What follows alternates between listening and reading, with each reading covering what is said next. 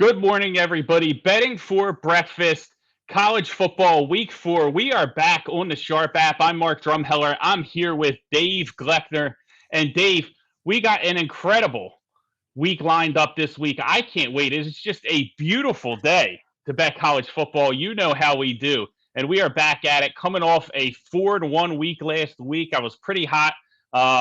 Want to say 3.5, because Michigan was half a unit, so we'll go 3.5 to 1. Trying to follow that up. Liberty let us down last night, but how are you making out? How are you liking the card this week? Love it. I mean, the first thing I felt was that brisk air in the morning. Got my coffee, sat out back, and it's fall, baby. And you know what fall is? Fall is betting time for college football and NFL. But let's just focus on the big stuff. That's today, a big Saturday. We've been blessed with great college football over the first 3 weeks. We roll into this week, and there's still a litany of good games on the slate. I'm really excited for the card. Couple big games, as you know. West Virginia's going to Oklahoma later. Always a big rivalry. We got Notre and Wisconsin, so two of the higher profile games. But we're going to dig into some others. And yeah, I'm coming off a 2-on-1 week here on the show. The one that let me down, Kansas State. I overvalued the backup quarterback situation. Nevada just could not handle Will Howard and his rushing attack. And hey, sometimes you get them, sometimes you don't. But 2-1 was beautiful because the West Virginia play over Virginia Tech came back strong. And obviously later, we got the outright. That's right. Yes. With Fresno against UCLA. That's right. And, very pumped that the numbers are starting to settle, starting to see where the board should be. Feel good about today. Yeah, I'll tell you what, in Fresno last night, a little bit of a hangover after that big win against UNLV. But a win to win. That was a fun game. Yeah. Yes, it was. Definitely a fun one. But, it's so many storylines, I think, from last week, Dave, when we looked at it. Bama bleeds in the swamp. They're finally human after getting off to a 21-3 lead. Clemson, they're struggling, right? I think the offense looks terrible there with Clemson. OU, kind of the same thing. OU, a team a lot of people pegged that could kind of, push Alabama this year. Haven't seen any of that so far. And, of course, we are Penn State, big win against Auburn, Sean Clifford's season. And I think that was the biggest takeaway from that game outside of the refs was you're seeing the impact of Yurchik as the offensive coordinator there. Sean Clifford played a very clean game, 28-32, did have the interception, but you're seeing him really settle in and you're getting the best version of Sean Clifford. And I think Penn State can make some noise if he continues to get better. Oh, no, that's huge for that team. I mean, considering they hadn't beaten an SEC team in 10 years, to come out and do that in a whiteout. In whiteout, they're not really, they do good, don't get me wrong, but they're 8-8, I think, career in their whiteouts because they're always playing these really good teams. So to come there and really, perform on that stage and to show might be back, I think it's great. And then what you got to see is the Big Ten, it's up for grabs. And you're going to get to see it today with Wisconsin. We know what Iowa is, pretty good, but that's on the other side. Ohio State's gettable. They showed it again last week. Michigan, we don't know yet, right? They can only run. Can they really throw versus a good team? We don't know yet. Penn State's got a chance this year. Real good opportunity this season. Yeah, I think so. You can get them plus I think they're plus 550 to win the Big Ten. Big Ten definitely wide open. I think Iowa's plus 600. So, outside of Ohio State, which is still the betting favorite, Penn State, has the shortest odds. And I think that they really opened up a lot of people's eyes with that win against Auburn. Crazy game, of course, with the referees, got a lot of attention. But I'll tell you what, you want to talk about crazy game. Marshall Appalachian State, Dave. We love talking about this kind of stuff because this is hysterical. You want to talk about a bad beat. 31-30, laying 7.5.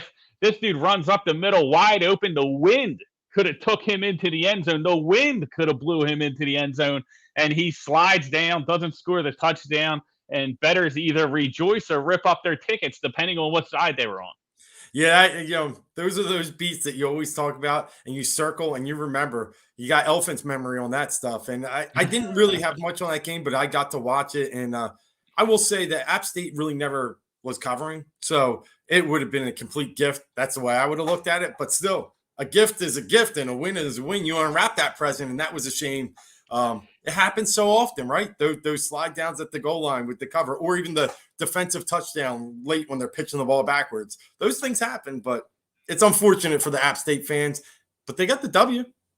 Yeah, it absolutely drives the bettors crazy, and for good reason. You know what I mean? For good reason. Just go in the end zone. Like I understand that that's the Yeah. play. I understand. Like I get the analytics behind it, but I'm old school. Score when you can score, and you know Yeah. what I mean. Like make them drive down the field and do the 2 point conversion. Believe in your defense. Believe in your team.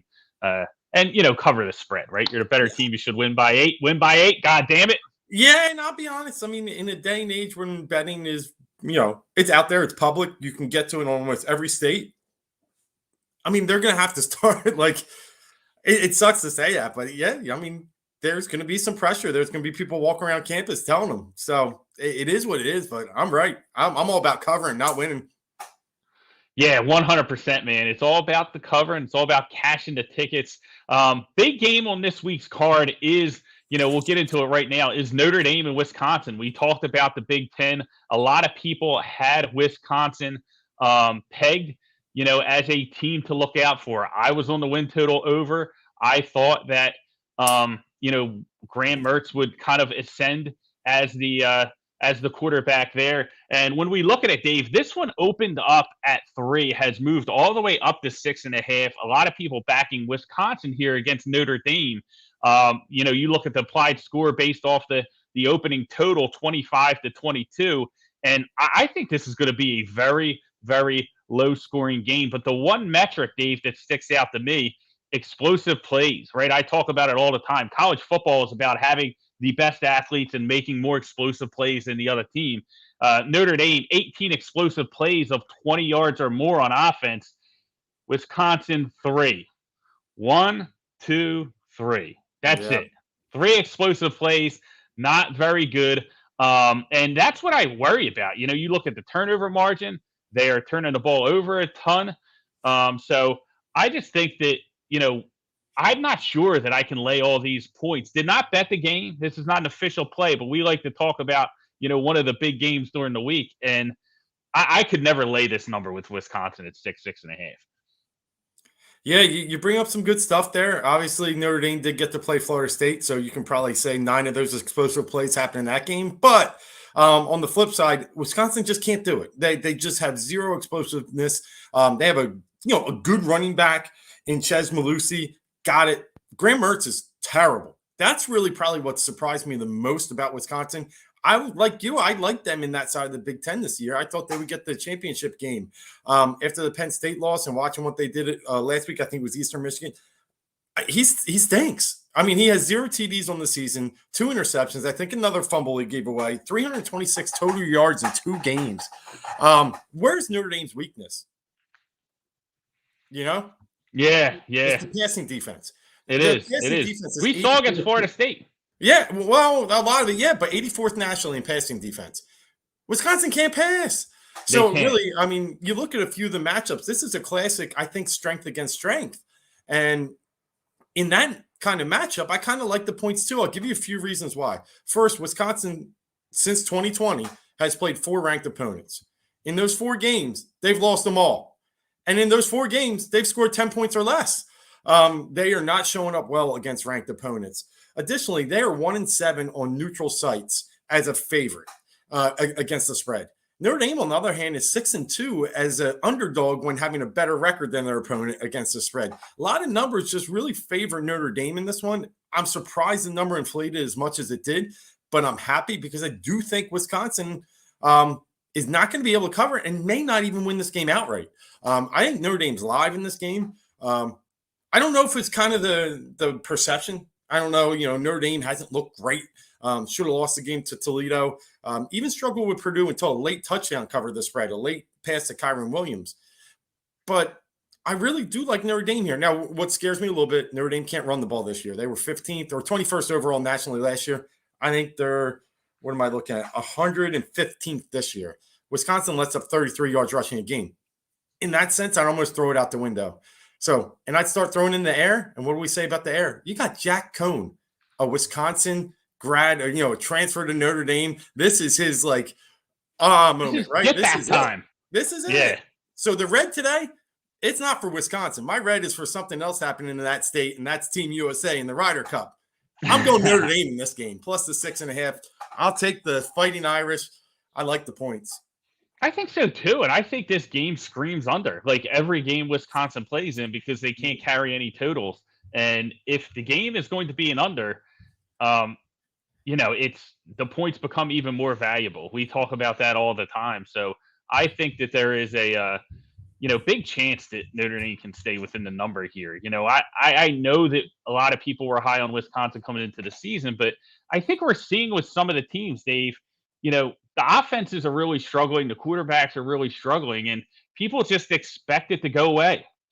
Like it's just going to go away, and all of a sudden the offenses are going to be okay. The quarterbacks are going to be who we thought they were, and I don't see that being the case. I think that Wisconsin's going to struggle to score points today. They self-destruct when they're in the red zone. We saw that a lot against Penn State. Oh. So I'm going to I would take Notre Dame. That would definitely be the side for me as well. Yeah, I agree. And we know what Wisconsin is. They struggle offensively. They cannot move the ball efficiently. They have to string out long drives. They're not explosive. And Notre Dame, in that sense, can stack the box and can kind of go against one of their weaknesses and take one part of Wisconsin's game out, and that's the running game. I think this is just in Notre Dame's favor if they can play that way. It'll be interesting to see if Notre Dame can move the ball in Wisconsin. Clifford struggled mightily. Cohn's a similar quarterback, I feel. But, neutral site game. It's at Soldier Field. Notre Dame does have some explosives in the passing game. Obviously, Michael Mayer has been coming up big for the wide receiver slot. Cohn's thrown for over 800 yards, 8 touchdowns. I think he can do enough. Yeah, I think they're going to both struggle to move the ball, to be honest with you, and that's why I want these points. Give me the points in that situation. Yeah, and in this case, the better quarterback, I do think, is in Notre Dame. Yeah, I do. I think it might be that might be the case, to be honest with you. I think you might be waiting for a long time if you're waiting for Graham Mertz to meet expectations in Wisconsin. But speaking of meeting expectations, Dave, let's get into our bets. Listen, I got to brush off this Liberty matchup last night. Malik Willis let me down. The fumble killed me. We got to get some winners. The board has plenty of them today, but let's start with a coach that we love, two coaches actually we love talking about, Ed O and Mike Leach, as LSU travels to Miss State. What do you have in this SEC matchup? Yeah, I really like this game. There's a lot of different ways you can kind of slice these numbers and get excited, and I could see either pick. I really can. There's a case for both teams. Obviously, the spread's under a field goal, so you're really picking a winner here. LSU minus the 2.5 going to Mississippi State. One of the big keys for me, and it's often spoken about, is revenge, and I do think that's a factor in this game. Last year, Mississippi State went to LSU and won 44-34. At that time, they put up a record 623 passing yards against the LSU defense. Mike Leach's air attack was on display that night, and it was crazy. And I think LSU was caught off guard, surprised, and it turned into just, the start of them spiraling downhill last season. So now you come into this season, and they got a little more bump in them. They got a little more, bounce. And they're feeling good. They go to UCLA and kind of get smacked down. Really what it was the physicality of UCLA that I thought dominated that game. Zach Charbonnet, the running game of UCLA, was a mismatch against the LSU defensive front. Even some people are saying LSU quit. But what I did see on the other side of the ball is I saw Max Johnson very efficient still. I see a dynamic receiver in Keyshawn Butte. It feels like they just roll these guys out, from Terrace Marshall last year, Jamar Chase the year before, Justin Jefferson. Butte is in a class of his own. Again, he's already had 6 touchdowns this year in 3 games. The kid's a stud. And then now we got Mississippi State, a team that is a complete sieve, has no defense. They just try and air raid you all day, just like Mike Leach style. And LSU's got a pretty good defensive backfield. I don't think Stingley's going to play today. It's looking doubtful, but they have a returning safety. They have a few other areas. They're getting a little healthy on the backside. You really just got to stop Mississippi State's offense. And Will Rogers is good. He leads the SEC in passing, over 1,000 yards already. Got all those things. They probably should have beat Memphis last week. A terrible call on the punt return. Got it. I think those emotions, I think, could swing the wrong way. I think LSU will be motivated. I like them in this spot. I like LSU to go and win down in Mississippi State. Take the 2.5. Tigers get one when nobody expects them to. Yeah, I mean, listen, I had LSU rated much higher than than Miss State coming into the season, and I really thought that they were going to do some things. Obviously, Yeah. the loss at UCLA kind of changes that. You have to kind of adjust. The quarterback getting hurt definitely didn't help matters. But even though I like Max Johnson, but I like the play here. I think Miss State a little bit overrated at this point. And Leach is a little bit of a wild card, but I would definitely take the Tigers here. If they don't come out with the victory, it's going to be tough Yeah. for Ogeron. It's going to be a real tough week. The seat is going to get even hotter for him, Dave. It is. And then one last key stat that I really focused on when you talk about close games, Drums, Mhm. one area you got to look at is the kicking game, right? LSU has an All-American kicker in Cade York. Mississippi State starting their second or third string kicker, or their second string punter. Someone else is doing the kickoffs. I mean, if we're coming down to key points in this game and we're missing field goals and LSU is making them, I think that's a big factor that goes, probably unlooked at. So I looked at that, and I think that's a key in a game like this. I think LSU wins and covers that spread, and I think the kicking game is a huge factor. Yeah, absolutely love it. Absolutely love it. LSU Tigers, punch it in. Let's make some money. I'm going to get over to one of my plays right now, and Dave, this is a big dog. This is like a German Shepherd. What are the biggest dogs out there? The German Shepherd. It's just one of Greyhound's those pretty tall. big greyhounds, big wolf dog. Yeah. That's what we got here, and that's with Tennessee, man. We're going with Tennessee against Florida, and I got this at 20.5. Discord members on the Sharp app got it. Listen, guys, if you are not a part of the Sharp app, go download the app right now.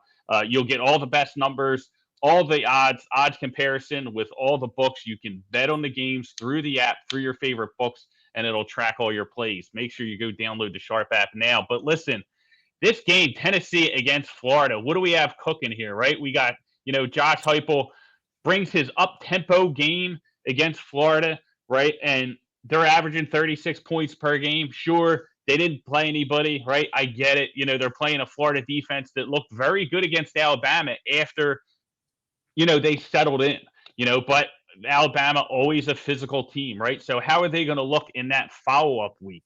That's really the key is after a game, playing such a physical game, playing such a close game, playing such a heartbreaking game, the way that they came just so close to beating Alabama, and then it all comes down, and now they have to pick themselves up, and they have to play against this up-tempo Tennessee team with Josh Heupel, this offense, in a game that might be a little bit hard to get up for if you're Florida, especially after last week. You look at Florida, what they've done this year outside of the Alabama game.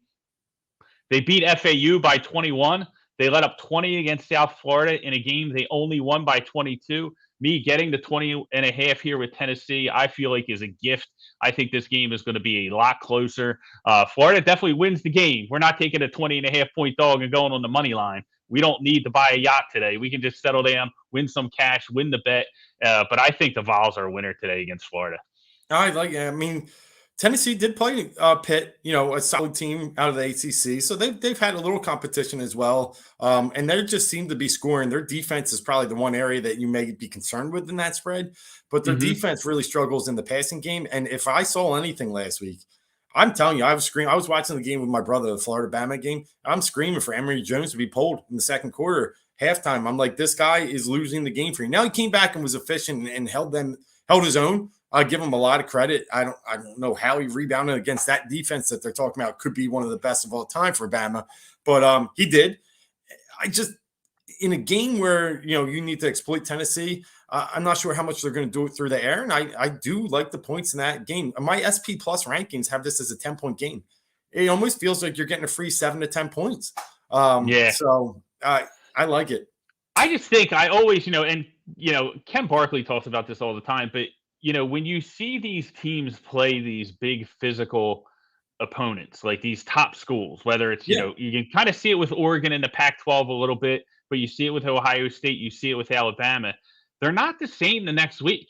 You know what I mean? They really aren't the same. It really takes a lot out of them, and there's a residual effect. We saw it, I think it was 2 years ago with Pittsburgh, in Pittsburgh games in the NFL. And you can kind of see that, against Alabama, definitely, because Alabama has the best athletes and they play physical. They want to run the ball down your throat. They weren't able to. Florida was stout the second half that way, but that exerts energy. And now they're playing a much inferior opponent, so it's letdown city plus an inferior opponent that is going to push the tempo. And that's Yep. key, right? So it's going to be a fast game. They're going to need, and if they're worn down from last week and now they have to play that tempo that Tennessee is going to try and run, I think it could be problems for them. Again, the Gators win. I'm not saying upset special here, but the 20.5, I'll take it all. Way too many points for me. I'm going to take it. We're going to cash in there. But next game up, Dave, on your card, the Memphis Tigers are a team that I was down on coming into the season. They have proven me wrong so far. They are taking on University of Texas San Antonio today. Ucla at Memphis. Who do you like in this one? Yeah, 2 3-0 teams, and probably 2 surprisingly 3-0 teams. Like you said, Memphis, who knows, what you were going to get out of them coming into this season, especially playing an SEC team last week in Mississippi State. That kind of felt like their mini Super Bowl in a way. And they were able to come out victorious. And really interesting game because if you look at it, you have a UTSA team coming in 5-0 against the spread in their last 5, 7-1 ATS in the last 8 as an underdog. Then you got Memphis that's 4-0, last 4 home games against the spread, 4-1 to the under, and 4-1 against non-conference ATS. So you got really 2 heavyweights from a betting perspective, right?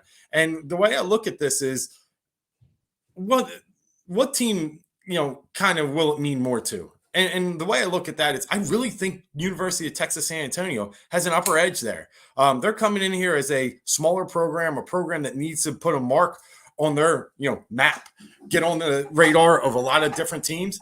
And this is their chance. They're moving up in competition. And I think they got a great shot today. They're a team that has been smoking teams. They've outscored opponents 118-43 for a net plus 75 in 3 games, averaging 25 points per game victory. They're 23rd nationally in passing, but even better, they're 10th overall in the nation in defense. Now, you can say they haven't played a really tough opponent, but I don't care. 10th is 10th in defense, 19th rushing, 25th passing.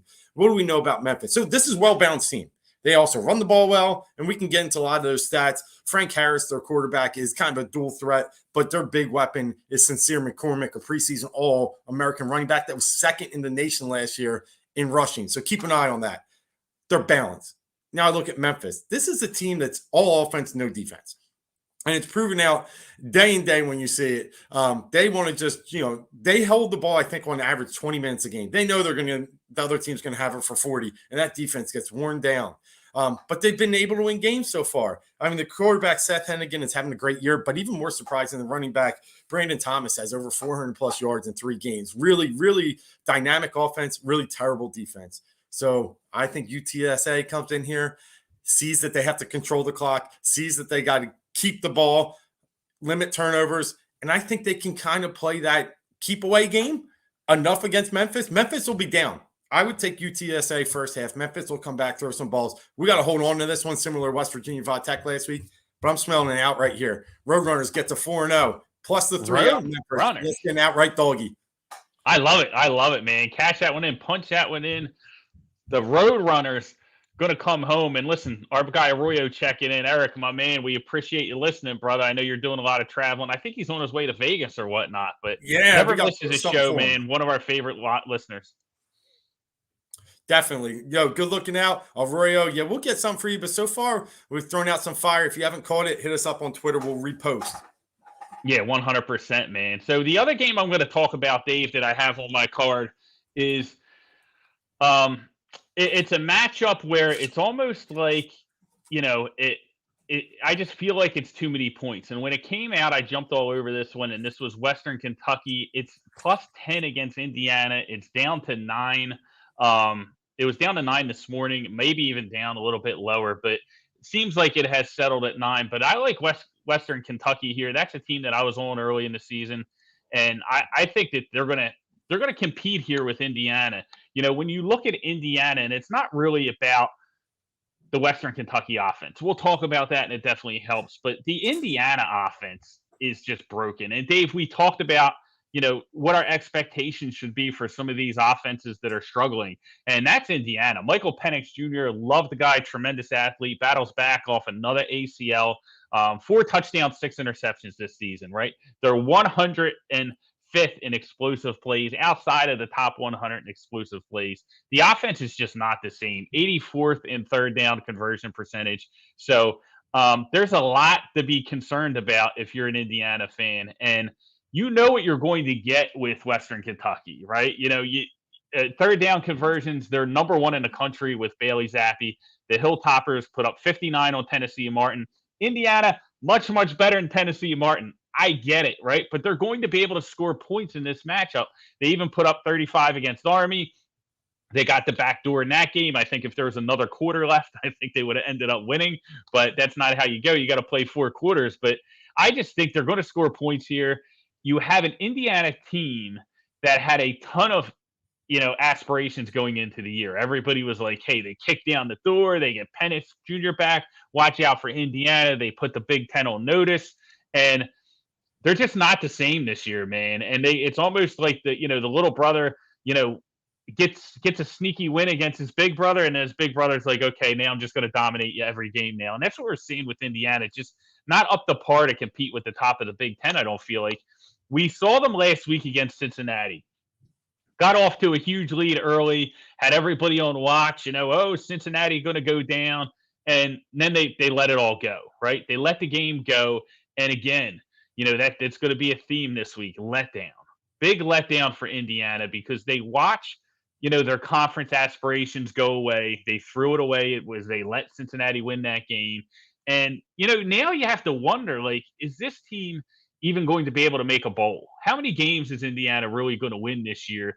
I just think Penix Jr. is not right. He's not healthy. And without him, they are a very, very average team and not a team that can lay double digits against a Western Kentucky team that can put, points on the board. I would even play it at 9. I wouldn't have a problem playing at 9. I got it at 10, but I like Western Kentucky. I like the Hilltoppers here. Yeah, good pick. One of our favorite bets in our preseason shows was the Indiana Hoosiers win total under. Yep. A lot of it had for us to do with the Penix injury, but also they were opportunistic last year, right? They were coming up with some miracle plays to win games, questionable, but also a lot of turnovers they were creating. They were a very good defensive team. Very hard to carry that over year to year. We've seen that, and I think that's been a big probably factor. They've come back to regression. They've regressed back to normal. And now they have to rely on this offense with a one-leg quarterback, and it's tough. It's tough. Last week was big. Kickoff return, I think, killed them, right? They went up, and I think since he ran back the kickoff return, took out all the energy. And it is hard to rebound from that. A team that's top 10 nationally that you have on the ropes, and you let them off the hook. I like this pick. I think Indiana is in a little bit of trouble. Yeah, I mean, these are kids. Like, that's the thing. Yeah. These are kids that have huge aspirations going into the year, and it is very evident that it is not the year that they anticipated coming in. So they're getting smacked around a little bit, and I think it's going to happen today. I think they're going to let up some points. I think Western Kentucky stays within this number here. Last play on your card, Dave.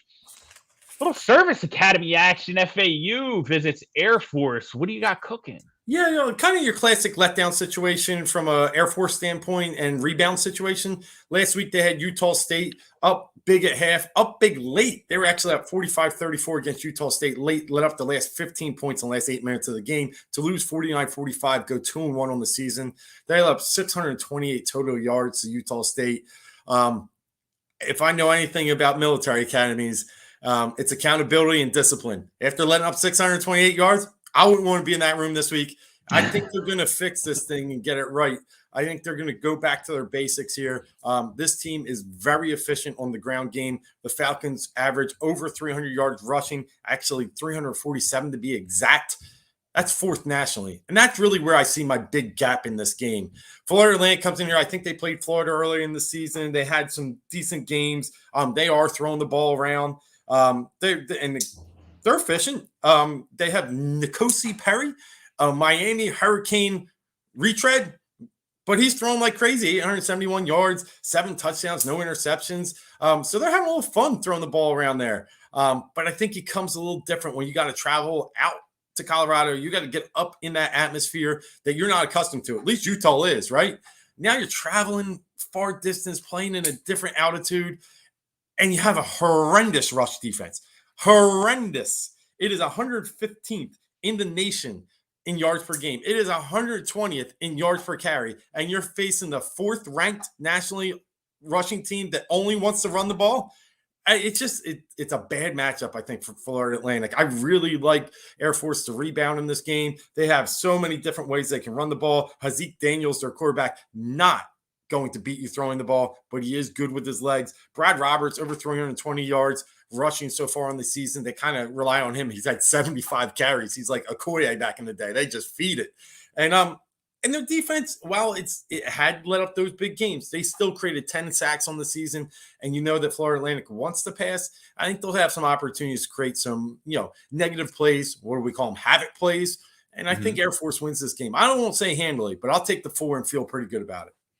You heard the man. Get out your phone, punch in the Sharp app, punch in the Air Force Service Academy today. Love that play. Definitely seems like a winner. And listen, your reasoning behind it is 100% spot on, man. So it's going to be a lot of fun, man. But before we wrap things up, Dave, we gave the people some good bets. It's going to be a very fun week. Yeah.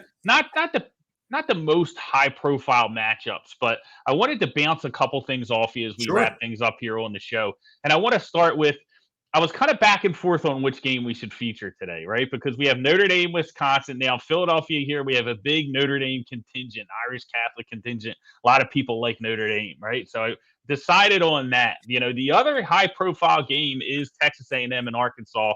Just wanted to get your quick thoughts. Again, guys, did not bet this game. We're just talking about the game from a betting perspective here. No official plays. But, Dave, Arkansas and Texas A&M, very interesting. I think Arkansas, a lot of people are getting behind. They like the defense. They like how they chewed up Sark. And now you have Texas A&M, a top 10 team that a lot of people are high on coming into the season, but lose Haynes King, and now they, have to rely on their backup quarterback. So we're seeing, a lot of people backing Arkansas in the market. Is that warranted?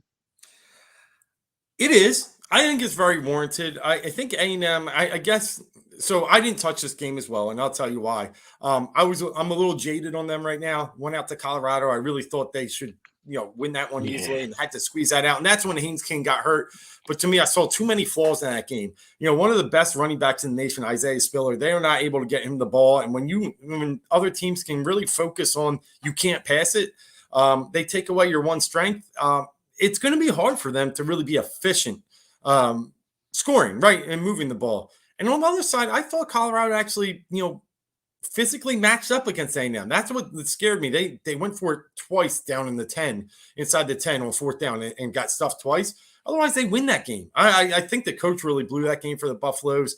So part of me is a little jaded, but part of me just says when I look at my SP Plus rankings, I'm looking here seeing that this should be like 10, 11, 12-point game, and it's really only down to 5. It's telling me that backup quarterback is a concern for bettors. It's a concern for Vegas. And even more importantly, Arkansas is 11-3 against the spread in its last 14 as an underdog. You remember last year, Drums, the Bats were one of the teams that we loved. I think they went out to like a 6-0 ATS start. They were a team that was really undervalued, dogs in almost every game, but they were covering. They were a cover Cinderella, a cover champion for us. And if I was to take a side today, I think they're back in that role that they really thrive. I would take Arkansas. Yeah, the Hogs. I love it. Listen, you cashed in on Arkansas a lot more than I did last year because I could not stomach myself to back that Felipe Franks, man. That dude is trash, man. He made the NFL, dude. I'll tell you, anyone can make the NFL. Yo, he should start. I have no idea how. He's on Atlanta. They got to get rid of that dinosaur there. Yeah, they got a lot of problems there in Atlanta with the quarterback spot. If you got Felipe Franks in the room, man, you need to reevaluate everything from the top down. Yeah. But you did cash in on him, man. I remember that. And I'm torn on this game. I'm not going to lie to you. Part of me thinks that this is your classic. One team's being undervalued because of the backup quarterback, and now each week he's going to get a little more comfortable. But I do think there's some issues there with the A&M offensive line. And I think that Arkansas is, probably a little bit overrated, but I don't know if A&M is built to kind of pull away from them in this type of game. So it was one that I definitely could not get behind. Our guy Jeremy checking in. He likes the Air Force play, man. Jeremy, appreciate you tuning in, man. Absolutely love it. Gotta go to Service Academy, man. These games are so much fun. The Yeah. and Arroyo giving us dap on Fresno State, my guy. I appreciate it, Eric, man. We cashed in. They didn't look too good last night. We talked about that All earlier, right. but So Fresno let me turning give some one for heads. you. Let me give one for you then. Because talking Let's about that go. game last week, UCLA at Stanford, right? So they're Mhm. -5 at Stanford. Stanford's a sneaky team, man. I think you've been on them a little bit early this season. A couple other games really eyeing up. Well, That seems like a light line to me. yeah, I they started the wrong quarterback, Stanford. They yeah went into the year with the wrong guy. So I yeah mean, I don't know, but they figured it out pretty quick, and they're tough. And they're a team that, from a recruiting perspective, down the tubes, like they're just not getting the recruits they used to. So a lot of people are expecting that program to kind of collapse a little bit. But they've been tough this year. I think the number's short. I think that it I would is. probably side with UCLA, even though and this is another thing, much like Arkansas, like I think, okay, there's value on Stanford the past couple weeks. Better's cashed in, right? I got in on one of those games. Better's cashed in, and now the market catches up. Like has the market caught up yet to Stanford, and are they over compensating for it? And is the public just kind of running with it? And that's what you have to watch out for. Because I think, down on UCLA, obviously they lose the game Yep. to Fresno, and everybody's high on Stanford because they're watching everybody win money with Stanford tickets. Well, the market knows that. Like when they're setting these lines, like they adjust them, with the new quarterback, and I think it's a little short, man. I would take UCLA here for And I sure. think Stanford won at UCLA last year on some crazy comeback. Hmm. UCLA was just they were terrible at closing games last year. I think every one of their games was in like 4 or 5 points, right? And they just couldn't win. So this one, I'm kind of with you. I think it's an opportunity that you might not get with UCLA much more this year. We saw them overvalued last week. I think they're a little undervalued. Kind of like them. Yeah, definitely. I kind of do too. I looked at it, but I was just like, you don't know, like, how are they going to respond, like UCLA, because it's tough. We talked about that when they beat LSU. It's like, okay, now they're there, they arrived. Like, can Yeah, UCLA really do it consistently? And they it's can't, hard. right? They kind of had a And the letdown. quarterback Yeah, stinks. He stinks. yeah, But not you can run not the that ball. good. Yeah. Yep, they definitely can run the ball. Before we get out of here, two things I want to touch on, Dave. First, our guy Matt Corral, Heisman favorite now. Lane Train on fire. Listen, Yeah. we talked about Matt Corral on this show in mid-August. Yeah. 35-1. We talked about him. Lane is going to just pad stats as much as he can, and try and get him this Heisman trophy, because I think that that's really their season at this point, is to get Matt Corral a Heisman trophy. Everyone knows. Listen, Ole Miss is going to play Bama, and even if they win, like, they're not good enough to win the SEC. So, like, Not Georgia. They right, can't. yeah. So I Yeah. mean, it's not. Come on, man. So they know what they're playing for, and what they're playing for is Matt Corral to win the Heisman, so Lane Kiffin can go on the recruiting trail and whisper in quarterbacks' parents' ears, saying, my quarterback beat out Bryce Young for the Heisman at Alabama. So why would you go to Alabama? And that's what Yeah. he's going to do, and Yeah. that's what he has at stake. And he's going to run it up. He's going to have Matt Corral score every touchdown he can possibly score. And I think if you're looking at the top guys, I think there's still probably some long shots you can take away from. I think it's Matt Corral's race to lose at this point. It's sitting here on, September 25th. I think you're right. The thing that always worried me about Matt Corral is, I mean, he'd had those 6 interception games. I mean, I'm not lying. Mhm. You think 6 is a lot? Yeah, I think he had one too. Like He and redefines pick six sometimes. yeah, but something has happened in his game over the off season, and he's been coached up, I guess, but really he's been a lot more consistent, really seen the field well. And it's not like he's played like some really bad teams. I mean, Louisville, we saw what they did to UCF the other week. Dylan Gabriel didn't look like Matt Corral. Matt Corral really shred them up. It was too easy. Dylan Gabriel struggled. So another quarterback with similar quality. So I think there's a lot. I think there's still value in taking him.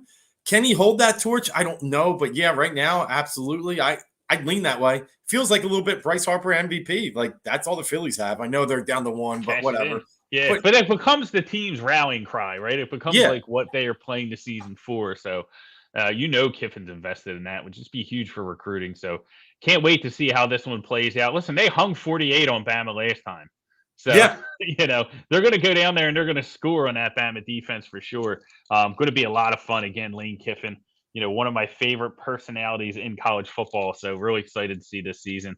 Before we get out of here, Dave, lots of volatility, right? So coming into the year, it was Bama, Georgia, Clemson, Ohio State, Oklahoma, right? They were going to be the teams fighting for the playoffs. It's can Georgia get in and kind of box some of those teams out?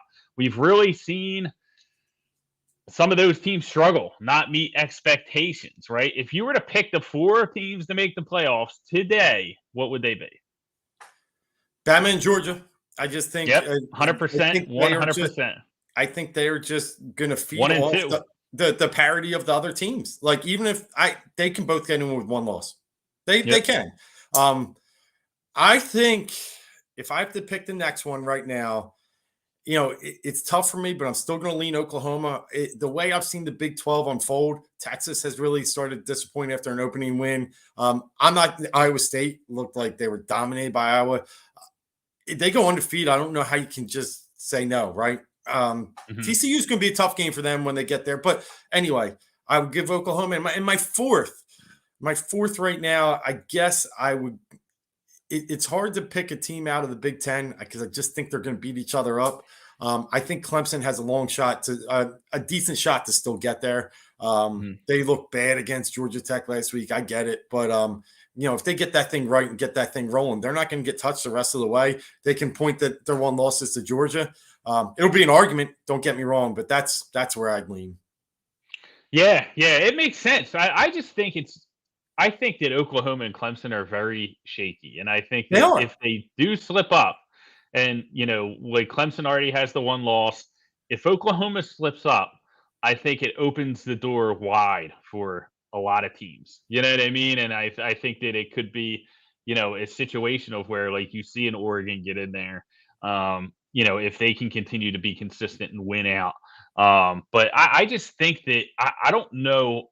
I went into the season very high on Oklahoma. I'm like, the defense is fixed. Yeah. This is, Rattler in year 2, 100%. I'm out on Oklahoma. Now they can still win. They can still run the table, but how do you shut them out undefeated? You can't. And the problem is like with Clemson and Oklahoma, like that schedule has benefited them all every year because you can just run the table, and it's Oklahoma and it's Clemson, so they're going to get in. But if they don't run the table, that schedule is going to be a detriment, because the Big Ten is filled with top programs right now, like all these top teams, Iowa, Penn State, Ohio State. So their schedule is going to look, much tougher than those teams if they have to battle one of those teams to get in. So can I tell you one team that won't get in? Cincinnati. They'll win. Yeah, I don't think so. They can beat Notre Dame. They can beat UCF twice. They can go undefeated. And it's a shame. It's a shame. I think they can compete with teams. They'll end up ranked in the top 5, and they won't get in. It's just not going to happen. They need to beat Notre Dame by 60. Like, you know what I mean? Like, they need to do, like, crazy, right? Like, they just have to completely dominate. And the slow start against Indiana didn't help, right? Like, Indiana is a Big Ten team that is not going to have a good season, and they kind of got pushed to their limits there. So, very, very tough road for Cincinnati. Even though I like them. I like Ritter. I like the program. I like what they're doing. But you gotta play some teams, man. You got to fill up that schedule. Agreed. I know that was a great talk. There was one other I wanted to ask you about right before we get out. And I just want to ask you, what do you think about Michigan State and Nebraska? The only reason I bring that up is because we were big on Michigan State last week, but really a little gun shy, right? And now they're 3-0, and that score was a little more than it should have been. It was 17-14 late, and they got a couple of defensive turnovers to turn it 31-14. But now you got Nebraska on a short number, just 4. Kind of like, what's right here? Nebraska played Oklahoma tough, but you just talked about Oklahoma. I still lean Sparty.